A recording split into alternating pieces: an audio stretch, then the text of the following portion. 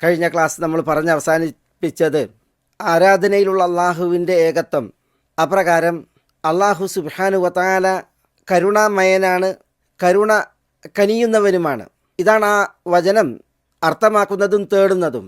അതിനുള്ള ലക്ഷ്യങ്ങളെയും തെളിവുകളെയും അള്ളാഹു സുബ്ഹാനഹു വ തആല തുടർന്ന് വിശദീകരിക്കുകയാണ്, വിവരിക്കുകയാണ് 164-ാം വചനത്തിൽ.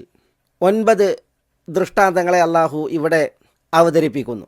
ഇന്ന ഫീ ഖൽഖിസ് സമാവാതി വൽ അർദി വഖ്തിലാഫിൽ ലൈലി വന്നഹാരി വൽ ഫുൽകില്ലതി തജ്രി ഫിൽ ബഹ്രി ബിമാ യൻഫഉൻ നാസ് വമാ അൻസലല്ലാഹു മിനസ് സമാഇ മിൻ മാഇൻ ഫഅഹ്യാ ബിഹിൽ അർദ ബഅദ മൗതിഹാ وبث فيها من كل دابة وتصريف الرياح من السحاب المسخر بين السماء والأرض لآيات لقوم يعقلون.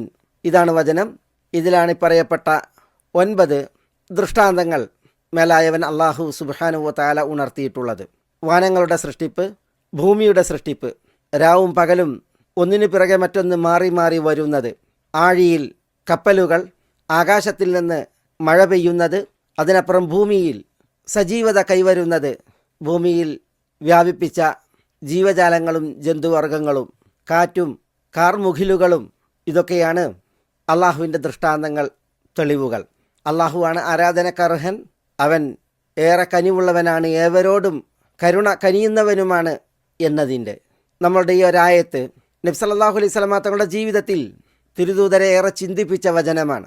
അവിടുന്ന് ഈ ആയത്തോതുകയും അതിൽ ചിന്ത നടുകയും വിഷയങ്ങളും വിധികളും ഓർത്ത് കണ്ണ് കലങ്ങി കരഞ്ഞ് നമുക്ക് മാതൃക തീർക്കുകയും ചെയ്തിട്ടുണ്ട്.